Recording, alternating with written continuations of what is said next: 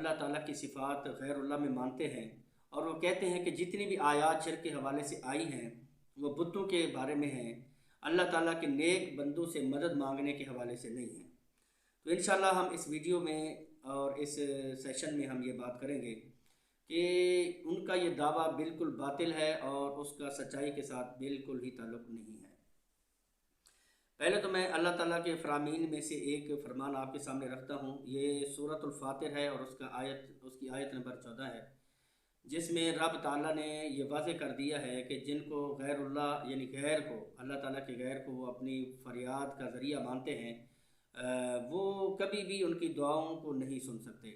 اگر بالفرض و محال وہ سن بھی لیں تو ان کو قبول نہیں کر سکتے۔ جیسا کہ یہ سورۃ فاتر میں آیت آپ کے سامنے پڑھتا ہوں۔ بسم اللہ الرحمن الرحیم، ان تدعوہم لا يسمعوا دعاءکم، اگر تم ان کو پکارو، لا يسمعوا دعاءکم، یہ تمہاری دعائیں نہیں سنتے، ولو سمعوا ما استجابوا لکم، اگر یہ سن لیں تو پھر یہ قبول نہیں کر سکتے، اس کا جواب نہیں دے سکتے، اس کو قبول نہیں کر سکتے، یہ صلاحیت ان میں نہیں ہے۔ وَيَوْمَ الْقِيَامَةِ يَكْفُرُونَ بِشِرْكِكُمْ، اور قیامت کے دن یہ تمہارے اس شرک کا انکار کر دیں گے۔ یہ سورۃ فاتر ہے، آیت نمبر 14 ہے۔ اب یہاں پہ بالکل واضح اللہ تعالیٰ نے فرما دیا ہے کہ اگر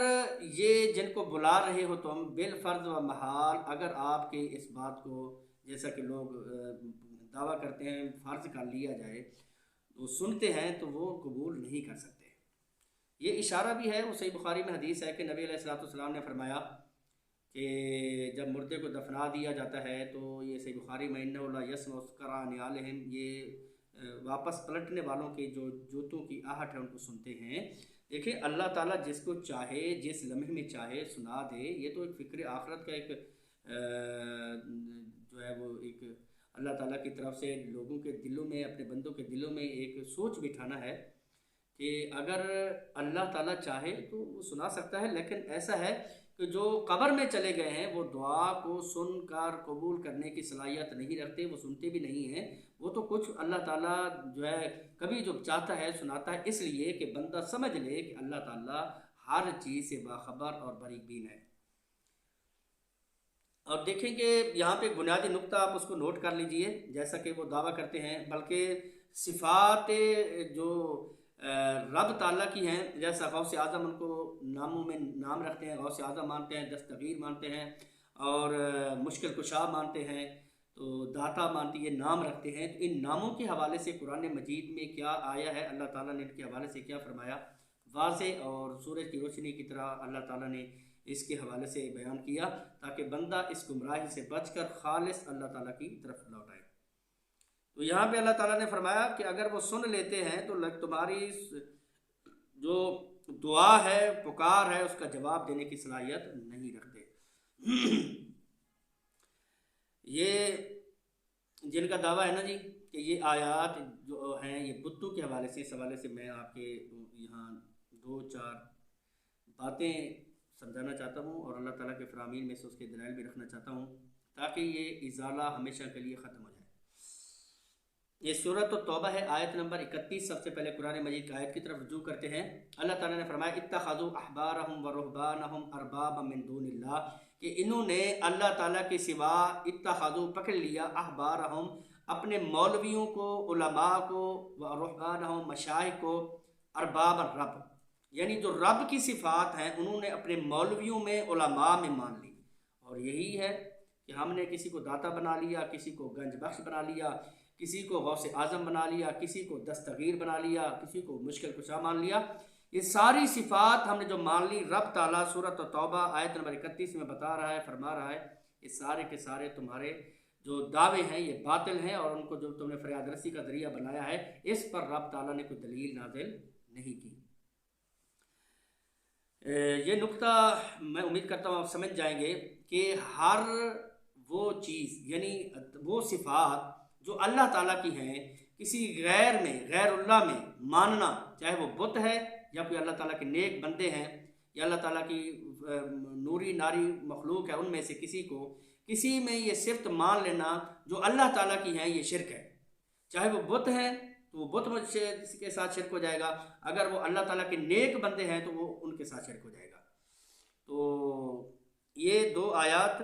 اور آگے بڑھنے سے پہلے، اس سے پہلے کہ میں اللہ تعالیٰ کے فرامین میں سے کچھ فرامین آپ کے سامنے رکھوں کہ جن کو نام ہم نے رکھ لیا ہے، کسی کو داتا بنا لیا، کسی کو گنج بخش بنا لیا، اس حوالے سے قرآن مجید ہمیں کیا رہنمائی کرتا ہے؟ یہ جی سورت یوسف ہے، آیت نمبر 40 ہے، نوٹ کر لیجئے، سورت یوسف آیت نمبر 40۔ اللہ تعالیٰ فرماتے ہیں ما تعبدون من دونہ الا اسماء، جو تم عبادت کرتے ہو، جن کی تم عبادت کر رہے ہو اللہ کے سوا، وہ کیا ہے؟ الا اسماء، وہ کچھ نام ہیں، نام تم نے رکھ لیے ہیں۔ کسی کو آپ نے مشکل کچھ مان لیا، کسی نے کوئی نام دے دیا، کسی کو کوئی نام دے دیا، تو کسی کو بگڑی بنانے والا، یہ نام کچھ تم نے ان کے رکھ لیے ہیں، سمیتموہا انتم و آباؤکم، تم نے رکھ لیے اور تمہارے آباء و اجداد نے یہ ان کو نام دیے۔ ما انزل اللہ بہا من سلطان، ما انزل اللہ من سلطان، اللہ تعالیٰ نے اس پر کسی قسم کی حجت اور دلیل نازل نہیں کی، یعنی اللہ تعالیٰ نے یہ تمہیں نہیں بتایا کہ تم ان کو نام دے دو، اس طرح کی اللہ تعالیٰ نے کوئی دلیل آسمان سے نازل نہیں کی، یہ تم نے رکھ لیے ہیں۔ ان الحکم الا للہ، حکم سب اللہ تعالیٰ کی طرف سے ہیں۔ امر اللہ تعبدو، حکم اللہ کا یہ ہے کہ اللہ تعبدو الا ایاہ، کہ اللہ تعالیٰ کے سوا کسی کی عبادت نہ کرو۔ اب یہ سورۃ یوسف آیت نمبر 40 میں اللہ تعالیٰ نے واضح کر دیا ہے کہ جتنے بھی نام تم نے رکھ لیے ہیں، یہ سارے کے سارے تم نے رکھ دیے ہیں، رب نے اس پر کوئی دلیل نازل نہیں کی۔ اب دیکھیں جتنے بھی انبیاء اللہ تعالیٰ کے آئے ہیں، ان کی قرآن مجید میں تذکرے ہیں، ذکر ہیں اور دعائیں ہیں، ان کی اپنی دعائیں ہیں جو رب تعالیٰ نے آسمان سے ان کو سکھائیں، نازل کی اور انہوں نے مانگی۔ ایک بھی آیت ایسی نہیں ہے یا دعا ایسی نہیں ہے جس میں غیر کا اللہ تعالیٰ نے جو ہے اس آیت کے اندر نام لیا ہو، غیر اللہ کا، بلکہ اللہم رب ربنا، تو اس طرح کی جو دعائیں ہیں ہمیں ملتی ہیں، کسی غیر کی حوالے سے کوئی ہمیں اس طرح کی دعا نہیں ملتی۔ اور جتنے بھی ہم نے نام رکھ لیے ہیں یہ سارے کے سارے ہمارے ہیں، اللہ تعالیٰ نے اس پر کوئی دلیل نازل نہیں کی۔ دوسری آیت، یہ جی آیت نمبر 23 ہے، سورۃ النجم ہے، یہ بھی ان ناموں کے حوالے سے ہے جو ہم نے رکھ لیے ہیں، نوٹ کیجئے۔ اللہ تعالیٰ فرماتے ہیں ان ہی الا اسماء سمیتموہا، یہ کچھ نام ہیں جو تم نے رکھ لیے ہیں، تم نے انتم و آباؤکم، تم نے اور تمہارے آباء و اجداد نے رکھ دیے ہیں، ما انزل اللہ بہا من سلطان، اللہ تعالیٰ نے اس پر کوئی دلیل نازل نہیں کی، یہ تمہارے رکھے ہوئے نام ہیں۔ ان یتبعون الا الظن، یہ بات اللہ تعالیٰ نے فرمائی، ان یتبعون الا الظن، کہ نہیں وہ مانتے، پیروی کرتے، پیچھے چلتے مگر ایک گمان ہے، ایک دل میں ان کی سوچ ہے، اس کے حوالے سے وہ چل رہے ہیں، ورنہ اس پر اللہ تعالیٰ نے کوئی دلیل نازل نہیں فرمائی۔ اور اس سے پہلے جو میں نے آپ کے سامنے آیات رکھی ہیں، اگر ان کا بخوبی مطالعہ کیا جائے تو ہمیں پتہ چلتا ہے کہ ہماری جو یہ دعوے ہیں یا ہم جن کے پیچھے چل رہے ہیں، وہ ہماری اپنی جو ہے وہ تیار کردہ، یا دوسرے لفظوں میں کہہ لیں کہ ہماری وہ کارگزاریاں ہیں کہ ہم نے ان میں مان لی ہیں، اللہ تعالیٰ نے اس پر کوئی دلیل نازل نہیں کی۔ اور ویسے بھی دوسری دلیل، ویسے بہت دلیلیں ہیں، انشاءاللہ ہم اگلے سیشن میں بات کریں گے، لیکن یہاں پہ ایک اور حوالہ کوٹ کرنا چاہتا ہوں۔ صحیح البخاری کے اندر بھی حدیث موجود ہے، لمبی حدیث ہے کہ شرک کا آغاز کیسے ہوا، اور قرآن مجید کے اندر بھی اللہ تعالیٰ نے نوح علیہ الصلوۃ والسلام جب دعوت دینے کے لیے، دعوت توحید، تو انہوں نے اللہ تعالیٰ نے نام لیے ہیں، کچھ نیک لوگ تھے، ود، سعا، یغوث، یعوق، نصر، یہ قرآن مجید میں نام ہے، لوگ تھے۔ تو جب یہ فوت ہوئے تو ان کی پوجا کرنے کے لیے انہوں نے کوئی تصاویر بنا لی، یعنی کہ مورتیاں بنا لیں، اور شیطان نے ان کی طرف یہ الہام کر دیا کہ ان کی پوجا کیجئے، یہ تمہاری سن رہے ہیں، تم رب کو تو نہیں بلاتے، پتہ نہیں وہ سنتا ہے کہ نہیں، یہ تمہاری سن رہے ہیں، تمہارے سامنے ہیں۔ اب دیکھیں کہ وہ ود، سعا، یغوث، یعوق اور نصر جو سورۃ غالباً نوح میں ہے، اللہ تعالیٰ نے فرمایا کہ انہوں نے ان کو مدد کے لیے